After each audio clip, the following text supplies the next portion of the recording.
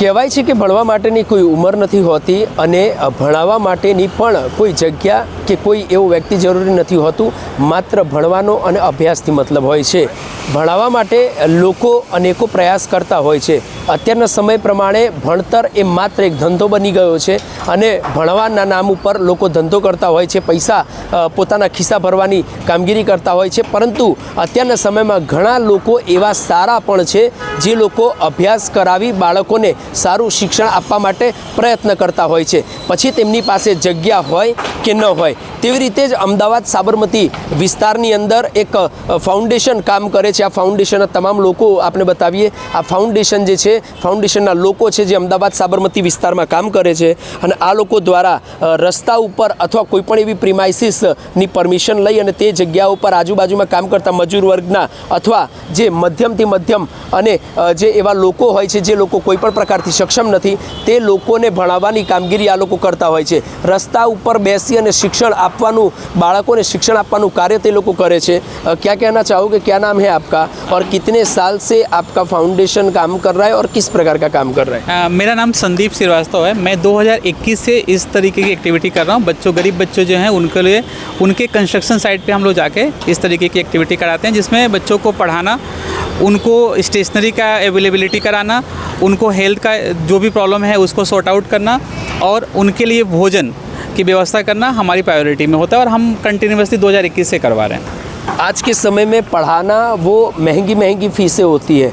पढ़ाकर महंगी फीस लेकर अपने जेबों को भरना और अपने घरों को भरना, ये एक जात का धंधा बन गया आज के समय के हिसाब से लोग देखते हैं. कुछ लोग ऐसे भी हैं जो लोग रोड पर बैठकर पढ़ाते हैं, शिक्षण देते हैं, क्योंकि उनको ये मतलब है कि बच्चों को शिक्षण मिले, उच्च शिक्षा प्राप्त करें. आप उस तरफ से काम कर रहे हैं. आज तक कितने बच्चों को आप लोगों ने फ्री में इस तरीके से रास्ते पर बैठाकर शिक्षण दे रहे और कितने बच्चे आपके अंदर जुड़े हुए हैं? देखिए, 2021 से जब हमने ये काम शुरू किया था तो करीब हमारे पास आज तक 2021 से आज तक 350 से अधिक बच्चों को हम ट्रेन कर चुके हैं और इस तरीके से पढ़ा चुके हैं.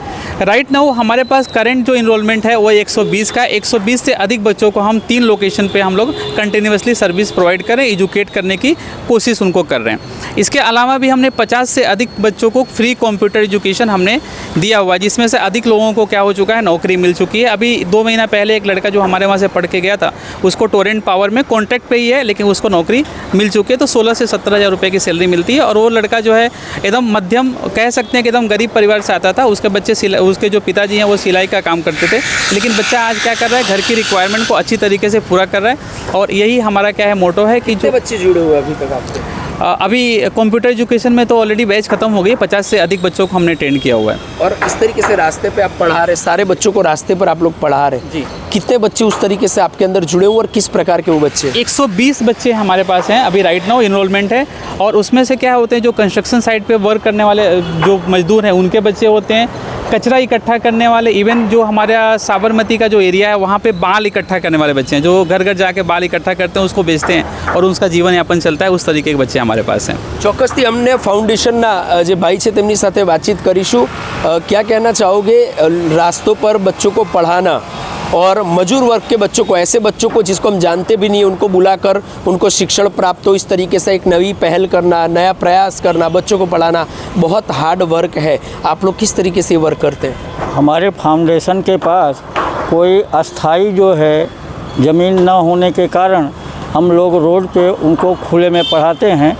कभी कभी बारिश के समय में बहुत सारी असुविधाएं होती हैं, जिसके कारण हम लोगों को कुछ समय तक बंद रखना पड़ता है. तकलीफ़ें बहुत पड़ती हैं. बहुत तकलीफ़ें हैं, एक से अधिक तकलीफ़ें होती हैं. और जो श्रमिक और गरीब बच्चे हैं वो जो है अपने घर से बाहर नहीं आ पाते हैं, जिसके लिए हमको उनके जगह पे जा कर के उनको पढ़ाना पड़ता है. ચોક્કસથી અન્ય સાથે વાતચીત કરીશું. किस तरीके से कहाँ कहाँ जाकर आप लोग बच्चे को बुलाते हैं, कैसे बुलाते हैं? जैसे किसी बच्चे को पढ़ाना है, कोई नई जगह है आपके लिए, चांदखेड़ा हो, साबरमती या न्यू झुंडाल का, आप 3 एरिया कवर करते हैं आप लोग. किस तरीके से बच्चों को बुलाते हैं और बुलाकर जगह कैसे आप व्यवस्था करते हैं, कैसे जगह ढूंढते हैं? बच्चों को जहाँ कंस्ट्रक्शन का काम चल रहा हो, वहाँ कुछ बच्चे हो जिनको पढ़ना हो लेकिन पढ़ नहीं पाते, हम वहाँ जाते हैं, उन्हें बुलाते, मतलब कहते तुम्हें पढ़ने की इच्छा हो, ऐसा हो, हम वहाँ से बच्चे लेके आते हैं हमारे साथ हमारे स्वधा के यहाँ एरिया में. तो उन्हें फिर सारी व्यवस्था देते, पढ़ाते अच्छे से. यानी हमें क्या करना पड़ता है, जो सुबह की एक्टिविटी होती है। ऐसा लगता है आपको ये क्या हर रोज़ आप पढ़ाते हैं या फिर कोई ऐसा दिन नक्की किया हुआ है कि उसमें आप पढ़ाते हैं? नहीं, कुछ लिमिटेशंस है, उसके वजह से हम लोग अभी राइट नाउ शनि रवि को ही चालू कर रहे हैं। लेकिन हमारा फ्यूचर का प्लान है कि हम लोग पूरे मंडे टू सैटरडे हम लोग बच्चों को पढ़ाएं। लेकिन थोड़ी जैसा सर ने बताया कि थोड़ी हमारे पास सुविधाएं नहीं हैं और उसके वजह से थोड़ा सा क्या होता है, एजुकेशन बच्चों का सफ़र कर रहा है। लेकिन हम तो चाह रहे हैं कि हम बच्चों को रोज़ हम 1 घंटे 2 घंटे रोज़ पढ़ाएं, ताकि बच्चों का क्या होता है, क्वालिटेटिव डेवलपमेન્ટ हो सकेगा, क्योंकि ज़रूरी है રેગ્યુલર। તમે પણ ફાઉન્ડેશનમાં જોડાયેલા છો? આ ફાઉન્ડેશનમાં કેટલા સમયથી જોડાયેલા છો? કેવા પ્રકારનું વર્ક આ ફાઉન્ડેશન કરે છે અને તમને જોડાઈને કેવું લાગે છે?